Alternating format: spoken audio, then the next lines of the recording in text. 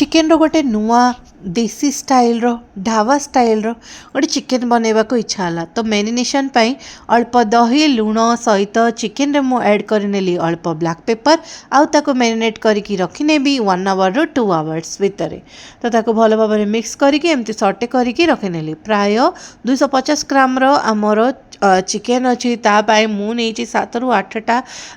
काजू आउ ता सहित नहीं आमर आलमंड 6 ରୁ 7टा जोटा कि सोक करके चिकेन सहित ही साइड रखिनेली। आर परवर्ती समय गोटे कढ़ई नेली ताको हल्का गरम कली ताको सिम रे रखिकी ही अल्प तेल पकाइली आ तेल पकईकी तातीबा टिके स्टार्ट हैला टाइम रे तेल टिके अल्प ठंडा थिला टाइम रे ही चिकेन टाको मु एमती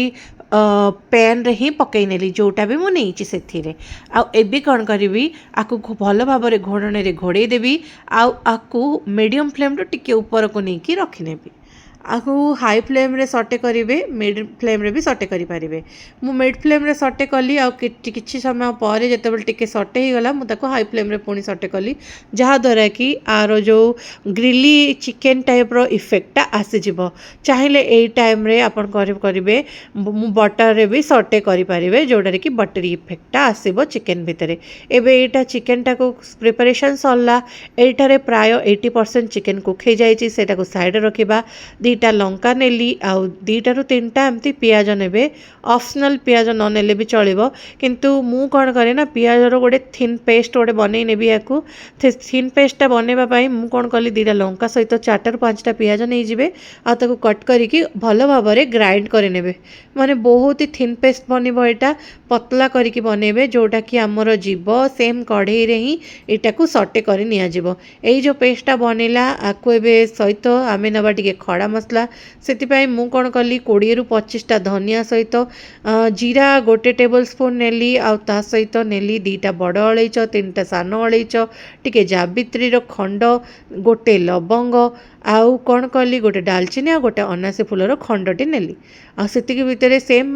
पात्र रे ही मु कौन करी ए सब ड्राई मसला को ऐड करी नेबी आ सेम पात्र रे न करके अलगा पात्र रे कले से जो डार्क इफेक्टटा जो थाए सेटा आसीबनी सेतिकी भितर बटर खंडटे नेली बटर काम कौन ना सेटा टिके हल्का कैरमेलाइज हेकी गोटे ब्राउनी इफेक्टटा दबो आमर तड़का रे माने जेतो तड़का कला टाइम रे से जो ब्राउनी इफेक्टटा आसी जिवो टिके हल्का डार्क ब्राउन कलर आसीबो से पर्यंत आमर ए जो थिन पेस्टटा बनैथिले आमे सेटा को सटे करबा एटा पूरा टिके डार्क ब्राउन कलर आसला टाइम रे देखंतु सोक करी रखिथिबा नेक्स्ट प्रिपरेशन स्टार्ट करली सोक करी रखिथिबा आलमंड गुडा को एमती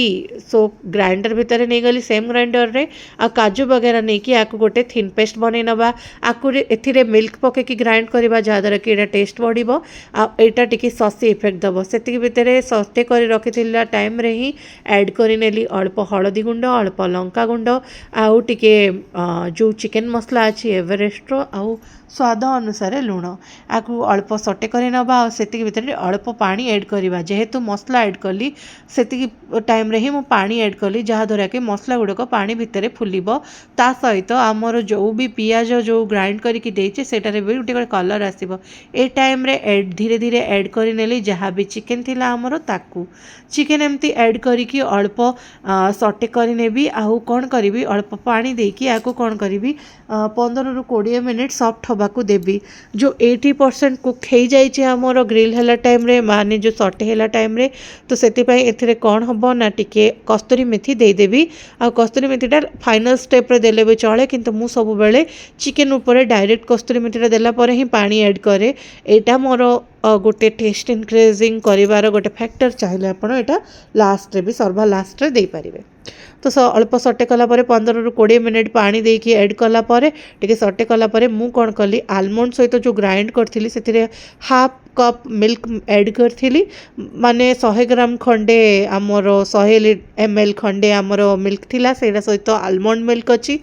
आउ सेटा को ऐड कला परे अल्प चीनी देदेवी आउ हल्का लुण देवी आउ सेटा को सटे करि नेबी एबे जेते बेला जाई हमर सेटा होउची गोटे अंडा नेली से अंडाटा को एमती डायरेक्ट पानी भितर छाड़ी नेबी माने जो ग्रेवी अछि ता भितर छाड़ी नेबी अंडा को किसी करवा दरकार नहीं सांगे सांगे ताकू टिके बॉयल हवा को दिंतु एमती ही तापर कौन करेंगे बेलाटा को एमती भल भाव में चलेबे जोड़ा भी आप क्रेडल वगैरह किसी भी अच्छे सेटारे एमती टिके चलई ने जहाँद्वारा कि जदि लागिबार संभावना थाए से लगभग और भल भाव में पेस्ट होटा ना थिन पेस्ट